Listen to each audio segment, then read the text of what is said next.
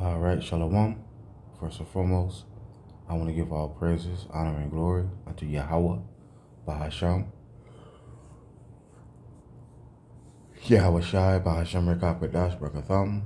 Double honors to the apostles and the elders of Great Millstone, the rule well, and the salute and the Shalom to all the Akim that are out here labor pushing this truth in all sincerity and in truth. Another ancient manner and custom lesson. The mode of bargaining, the mode of bargaining, right? Now, this is Genesis 23, verses 5 to 6. It says, the children of Heth answered Abraham, saying unto him, hear us, my Lord, that thou art a mighty prince among us. In the choice of our sepulchres, bury thy dead. None of us shall withhold from thee his sepulture, but that thou mayest bury thy dead, right?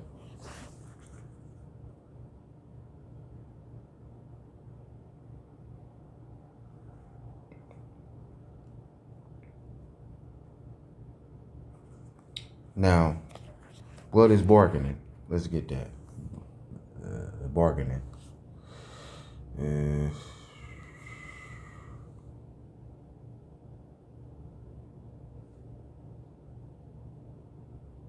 bargaining.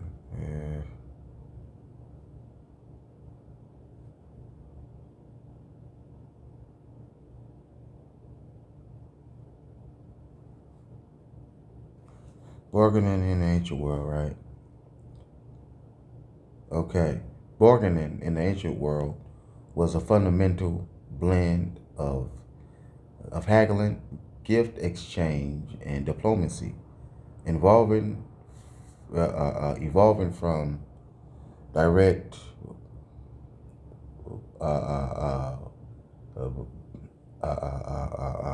barter, like silent trade, to complex state-level negotiations, often using reciprocity, reputation, and strategy, concessions to build trust and secure advantages, deals for goods, alliances, or marriages, even even involving verbal tactics, informal envoys, right? So let's get this. It said, we have had, this concept says, we have in the interests, we have in the interesting narrative of this business transaction an exact representation of the Oriental mode of trafficking. Abraham, a great prince, but a stranger, wishes to buy a piece of land for a family burial place. He makes the proposition to those members of the tribe of the Hittites, and in whose territory the land lies. They respond by offering him to use any of their own sepulchres which he may select. This generosity, however, is a mere ceremony preliminary to driving a bargain in which they mean to make as much as possible off the rich stranger. Okay, so the Hittites, they were being nice to Abraham so they could get as much shekels as they could. So also, which says, so also when Ephraim is approached in reference to selling the lot, which Abraham desires, says verse 11, nay, my Lord, hear me, the field give I thee, and the cave that is therein I give it thee. in the presence of the sons of my people, give I it thee. Bury thy dead. This seems to be a wonderful liberty on the part of this Hittite, but he does not expect that his offer will be accepted, or if actually accepted, he expects a return of present that shall be worth more than his gift. Right? Now, let's get this. 23, Genesis 23, and verses 5 to 6. But I'll start up at 1. And Sarah was 107 and 20 years old. These were the years of the life of Sarah. And Sarah died in Kajarathba, I guess that's how you say that. The same as Hebron in the land of Canaan. And Abraham came to mourn for Sarah and to weep for her. And Abraham stood up from before his dead and spake to the sons of Heth, saying, I am a stranger and a sojourner with you. Give me a possession and a burying place with you, that I may bury my dead out of my sight. And the children of Heth answered Abraham, saying unto him, Hear us, my Lord, thou art a mighty prince. See, so they knew that Abraham, he was of a higher status. See, because it says, bargaining in the ancient world was a fundamental blend of haggling, the gift exchange, and diplomacy, evolving from direct barter, like silent trade, to complex state-level negotiations, often using reciprocity, reputation. See? I mean, so that they knew that Abraham had a good reputation, man, that he had a good name. It says, among us in the choice of our sepulchres, bury thy dead. None of us shall withhold from thee his sepulchre, but that thou mayest bury thy dead. And Abraham stood up and bowed himself to the people of the land, even to the Hittites, even to the children of Heth. Right? So Abraham showed them what? Respect. Right?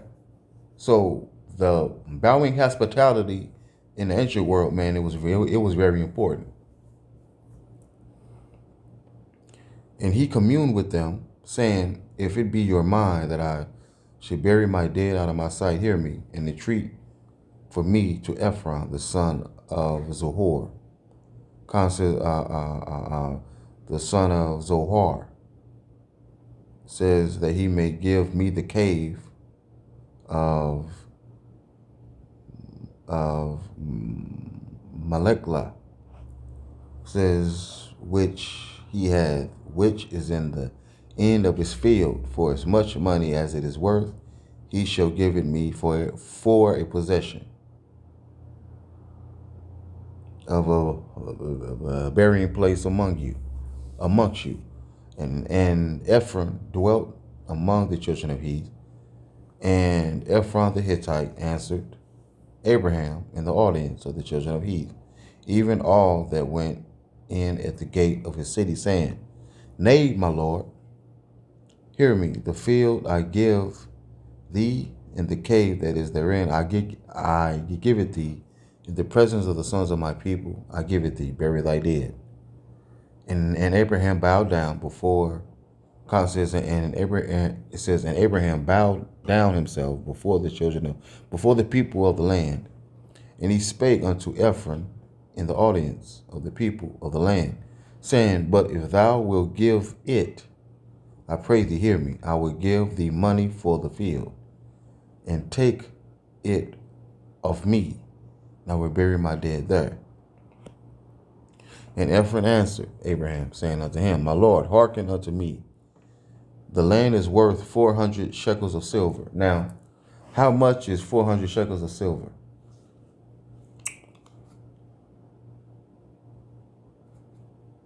How much is 400 shekels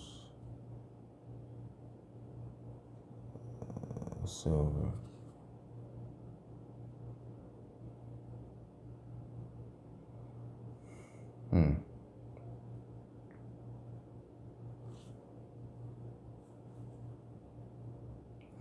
How much is 100 shekels of silver in today's? Let's see.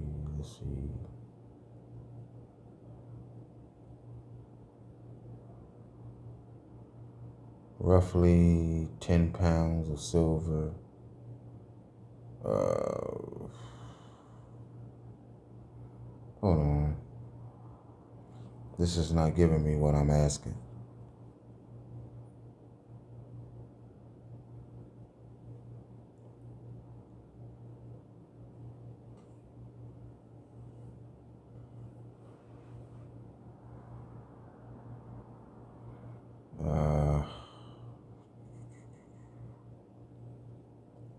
Hold on.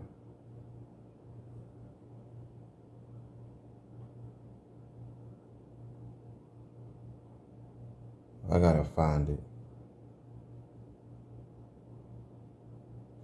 So it says 400 shekels of silver is currently worth $124.73.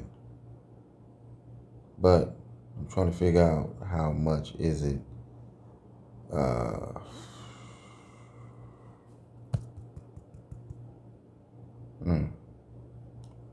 I'll type in like this. If something is worth 400 shekels of silver, how much is it today?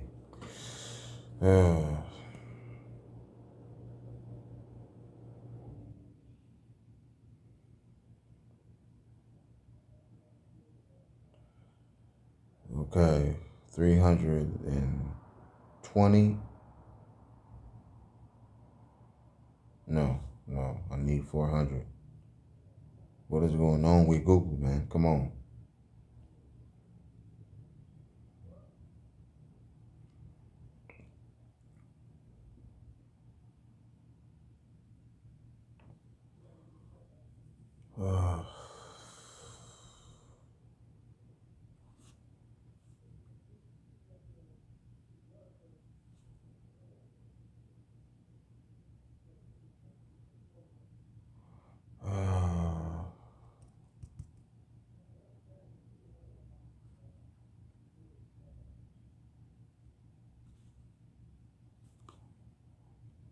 What's the price?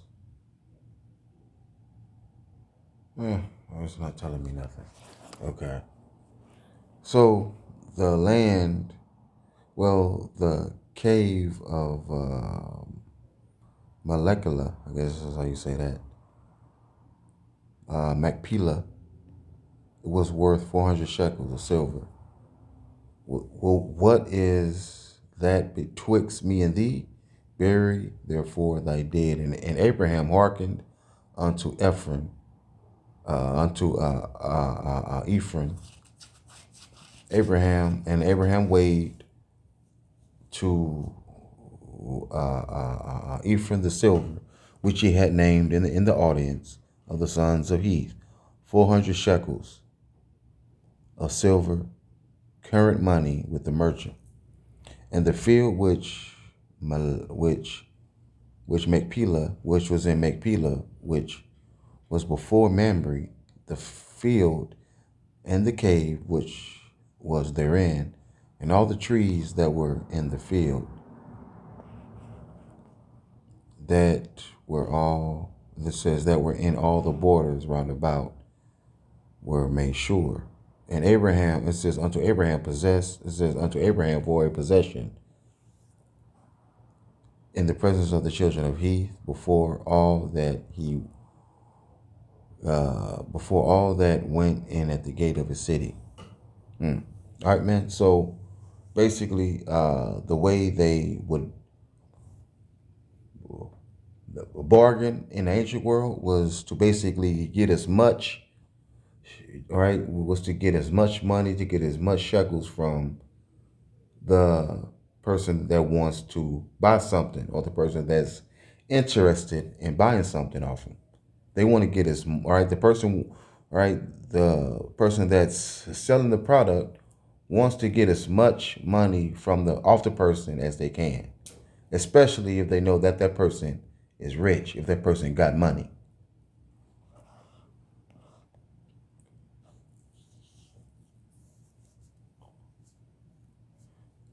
Middlemen, right? It says, this is Genesis 23:8. Entreat for me to Ephraim, the son of Zohar. It says the son of Zohar. Abraham does not directly go to Ephraim, but he gets some of the Hittites to plead for him. No business of importance can to this day be transacted in the East without middlemen. All right, and I read that. It says here, and he communed with them, saying, if it be your mind that I should bury my dead out of my sight, hear me and entreat for me to Ephraim, the son of Zohar. See? Now let's get what is a middleman in the transaction.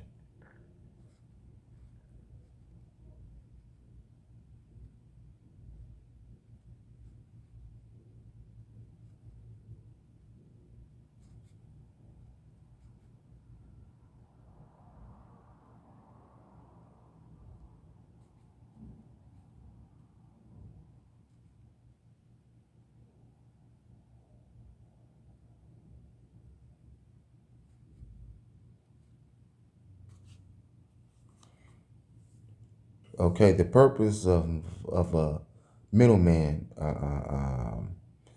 in the transaction is to connect buyers and sellers, adding value by increasing efficiency, reducing cost, providing expertise, and mitigating risk, thereby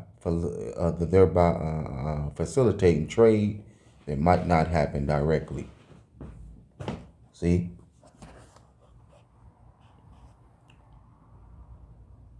All right, man. So even till this day, man, in the East, no important transaction, no important business transaction can even be finalized without a middleman. See?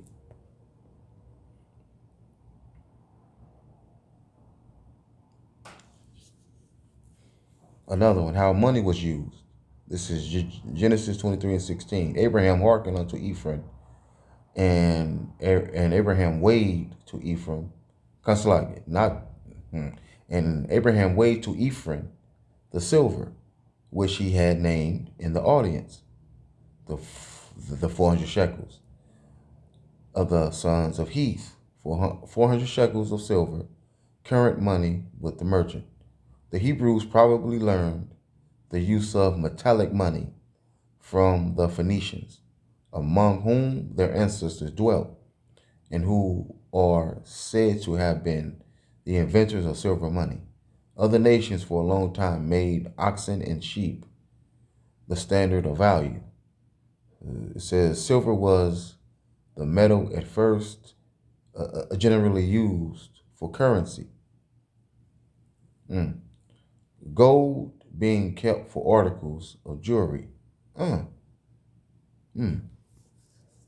It says gold money is first mentioned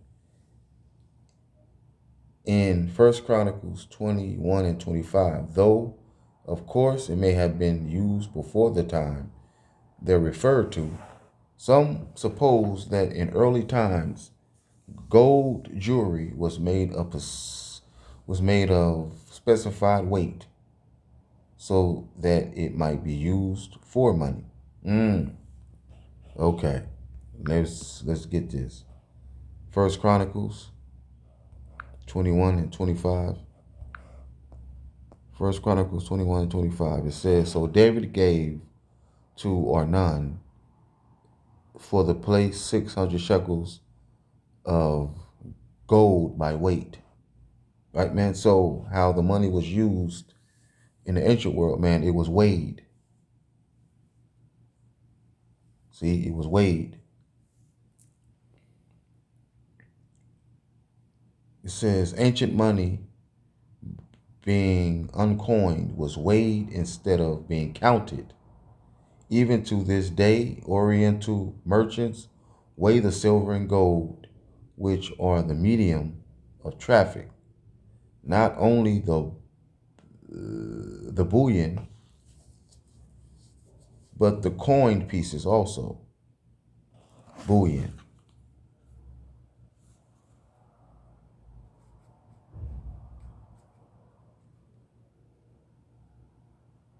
What's the bullion?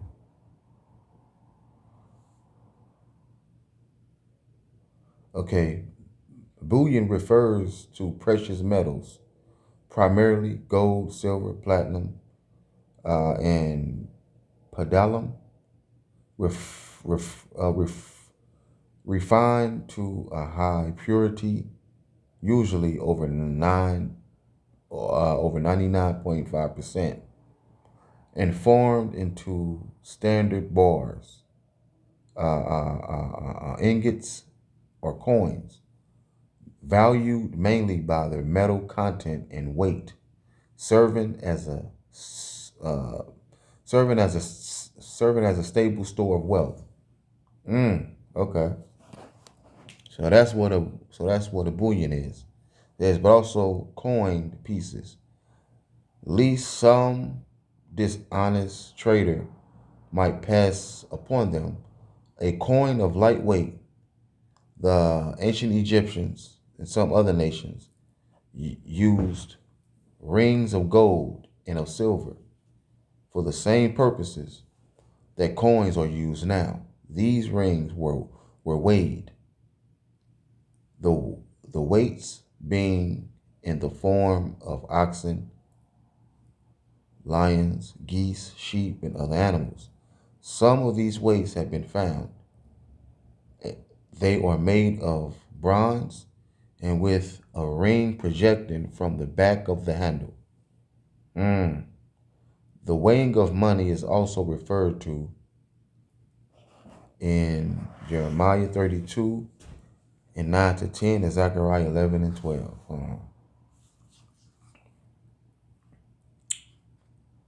Why was money weighed?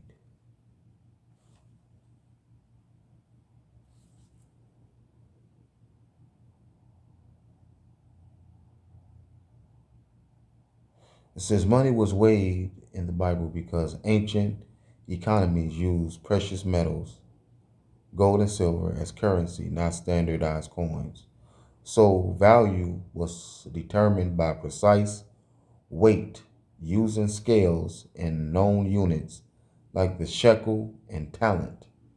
This system ensured fair trade, reflecting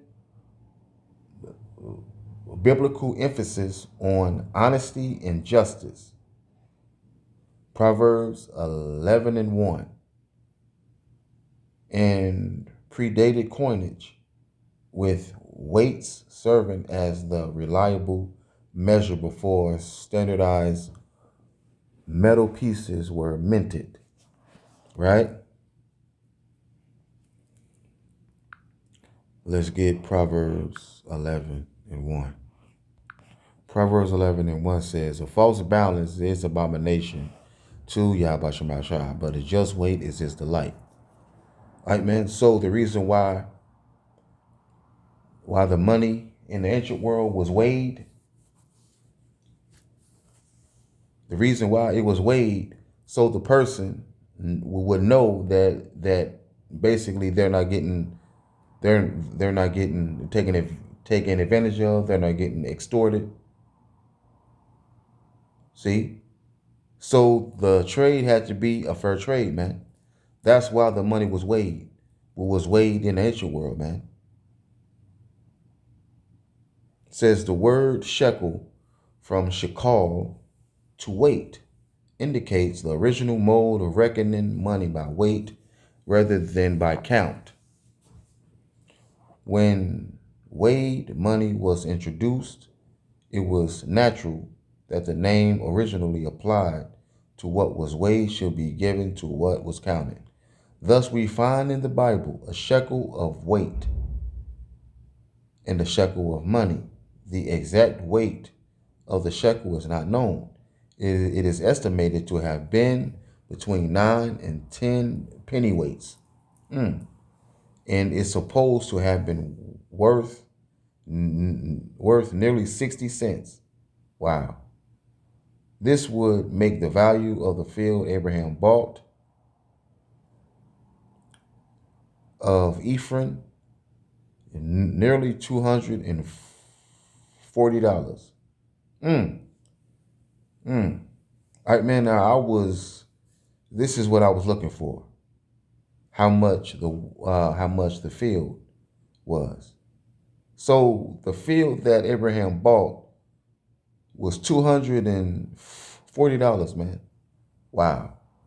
The expression current seems to indicate some understood standard of value, either as to the purity of the silver or the weight or both. The Phoenician merchants usually tried the silver themselves. And then, after dividing a bar into smaller pieces, put the mark upon them. Mikilos, I guess that's how you say that. It say there may have also been a mark on the bar or on the ring money to indicate its weight. Okay, so after it was weighed, that's how they. So after it was weighed, they put a mark on it to indicate its weight. Wow.